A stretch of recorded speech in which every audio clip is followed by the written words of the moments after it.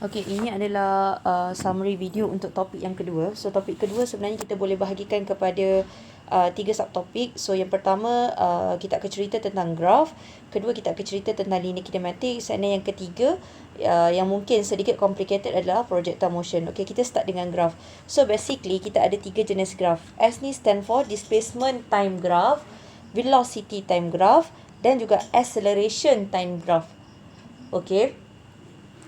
So, kalau contohlah dalam soalan dia bagi kita displacement time graph. Okay. Okay, contohnya macam tu. Okay, tapi dia nak minta kita cari velocity. Jadinya, apa yang kita senang nak hafal, okay, you tulis SVA. Maksudnya, kalau kita ada graph displacement, kita nak cari velocity, kita kena turun ke bawah kan. Maksudnya apa? Kita kena cari gradient of the graph. Jadinya, bila velocity kita nak cari, mesti tulis velocity adalah gradient of ST graph. Ini adalah konsep yang crucial untuk kita tulislah. Okey. Tetapi contoh, kalau dalam soalan diberi acceleration time graph, okey, tetapi dia minta kita untuk cari velocity, maksudnya kita kena jump up lah, arrow kita ke atas. So, maksudnya apa? Kita kena cari area under the graph.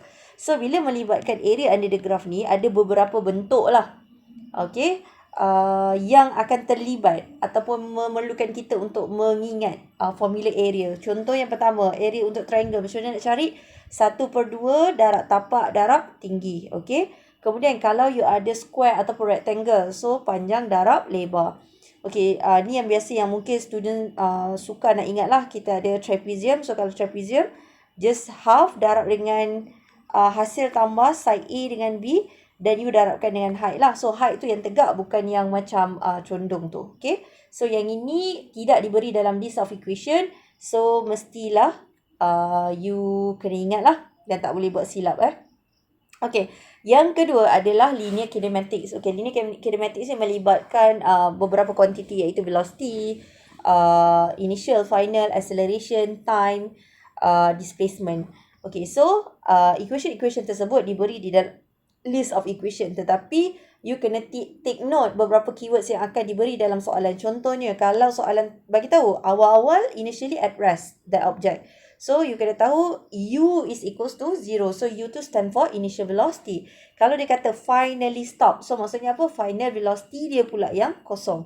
Kalau dia kata that object is decelerating, slowing down, braking, so maksudnya acceleration you perlu plug in dalam formula ni mesti negatif. Okay. Cumanya kadang-kadang soalan ini juga melibatkan pertukaran unit. Contohnya velocity 30 km per hour.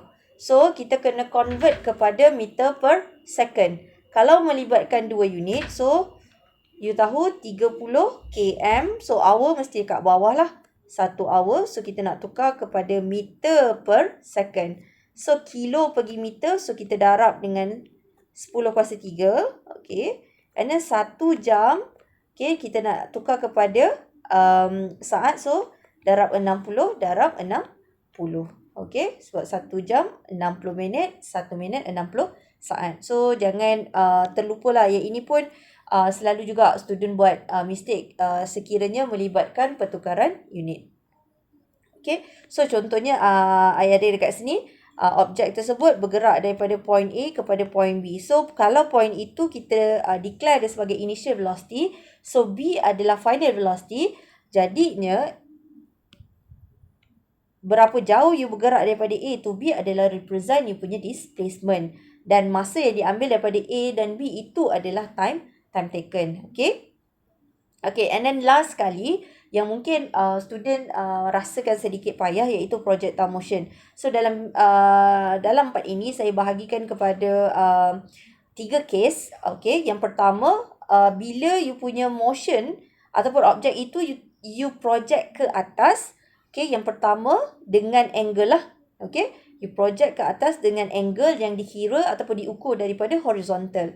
Okay, yang ini maksudnya apa? Bila kita project dia ke atas macam ni, okay, kita ada initial velocity. So, bila initial velocity kita ada angle, jadinya kita kena resolve dia kepada paksi X dan Y. Tetapi dalam kes yang pertama, kita nampak UX kita ke kanan, so means positif, dan UY kita ke atas. So, kedua-dua adalah positif.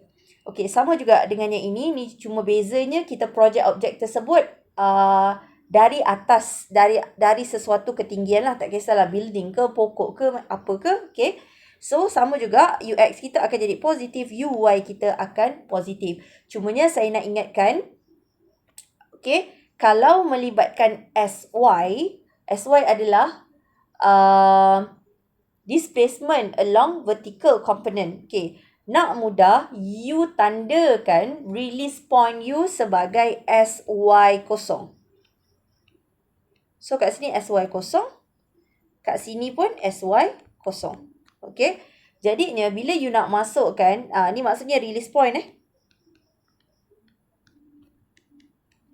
Jadinya, you tahu, below release point di sini, okay, you kena substitute SY you adalah negatif. Sebab kita dah tandakan, oh, itu adalah kita punya release point. So, below the release point, kita punya SY akan jadi negatif. Tetapi, kalau dia minta kita untuk kira maximum height dekat sini, kita akan dapat secara teorinya adalah positif sebab SY kita above the release point. Okay.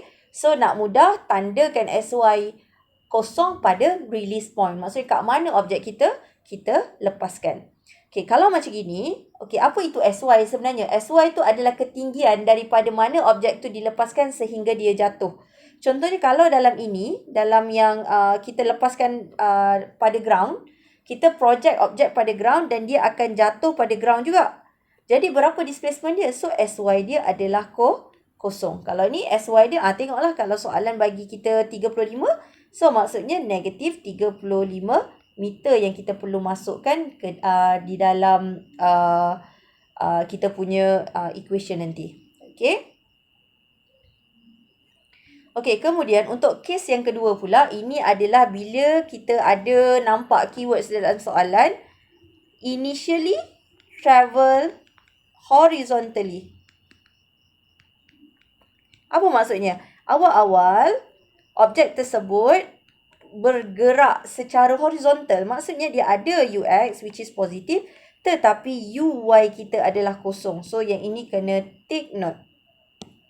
Okay. So, UY kita automatic. So, kalau dalam soalan, dia kata find initial velocity. Initial velocity. So, sebenarnya, in other words, adalah cari UX. Okay. Cari UX. Sebab kita tak ada nilai untuk UY. Okay. And then, yang last sekali, kita ada objek yang bila dilontar, kita project dia ke bawah dengan angle theta. Okay, jadinya kena take note UX kita positif, UY kita negatif. Okay, sebab kita project dia ke bawah. Kalau yang tadi awal-awal kita project dia ke atas. Jadi, vektor untuk UY kita ke atas, that's why positif. Yang ini UY kita negatif. Okay. Okay, kemudian you perlu ingatlah equation involved sebab dekat dalam list of equation dia tak beri equation yang melibatkan projectile, tapi dia bagi kita linear kinematics. Tapi kalau you boleh derive, is okay, tak ada masalah. Tapi kalau you tak boleh nak derive, you are not able, therefore apa yang you boleh buat adalah you boleh ingatlah, okay, macam tadi kita bagi tahu untuk projectile motion adalah pergerakan yang melibatkan dua komponen, okay, X dan Y. Jadi UX kita perlu resolve, which is U cos theta, dan UY kita juga perlu di-resolve. That's why kat sini kita dapat UX kita adalah U cos theta dan UY kita adalah U sin theta. Ini adalah basic things. Cuma directions of UX dan UY adalah depends pada case. Kita project dia ke atas, kita project dia horizontally initially, ataupun kita project ke bawah. Yang tu kena berhati-hati. And then untuk equation kedua paksi X, kita ada UX kita adalah equals to VX. So once you dah dapat nilai UX, you kena ingat UX you adalah equals to VX di mana-mana point sahaja. Contohnya dekat sini. Okay, kalau I bagi tahu dekat sini, okay, kita ada VX. Okay, betul? Okay, kita ada VY. So, VX kita akan sentiasa sama dengan nilai UX di mana-mana. Walaupun dalam keadaan objek tersebut jatuh ke bawah. Sebab apa? Kita tak ada force yang acting along X component kita hanya ada gravity yang acting downward. Okay. Okay, and then last sekali, kita ada Sx equals to Uxt. So, apa-apa yang ada subscript ni kena hati-hatilah. Semua mesti U cos theta, U sin theta. Yang ni pun samalah. Okay. And then part CY pula, kita ada equation Vy equals to Uy. Ingat, Uy ni adalah U sin theta minus GT. So, untuk equation dalam ni, I dah siap-siap gantikan dia dengan negatif supaya nilai G yang you nak masukkan ni, you akan masukkan terus dengan 9.81. You tak perlu masukkan lagi negatif 9.81. So, I dah take note here. Okay, untuk SY pula, dia adalah UYT. So, UY ni adalah U sin theta, darab dengan T, tolak half GT squared. And then last sekali, Vy squared equals to Uy squared. Ingat, U sin theta, bracket squared, tolak 2GS SY. Okay.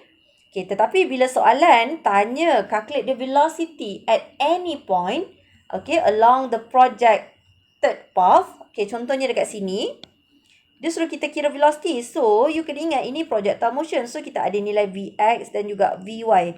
Jadinya, lepas you dapat nilai Vx dan Vy, you kena kira mag the resultant of the velocity. And then after that, kalau soalan tanya velocity, you have to end your solution up to the direction. Tapi kalau soalan just tanya speed sahaja, okay, kalau soalan tanya speed, magnitude of velocity, okay, so you akan stop dekat sini sahaja you punya solution. So, kena hati-hatilah. You kena differentiate soalan. Either soalan tanya speed ataupun velocity ataupun magnitude of the velocity. Kalau magnitude of the velocity, dia hanya cari nilai nilai sajalah, berapa number je. Okay. So, kalau contohlah, kita patah balik ke sini. Contoh, kalau soalan tanya very specific, calculate the vertical component of the velocity. So, maksudnya Vy sahajalah sebab vertical. Jadi, kalau you punya jawapan you dapat negatif, that makes sense. Tak ada masalah sebab dia tengah acting downward. Tetapi, kalau dia tengah dekat atas macam ni, okay, kita expect Vy kita adalah positif. So, you kena tengoklah objek tu tengah naik ke atas ataupun turun ke bawah. Kalau naik ke atas, Vy kita positif. Kalau turun ke bawah, Vy kita negatif. So, I think summary untuk topik 2 done. So, harapnya membantu you untuk revise. Thank you.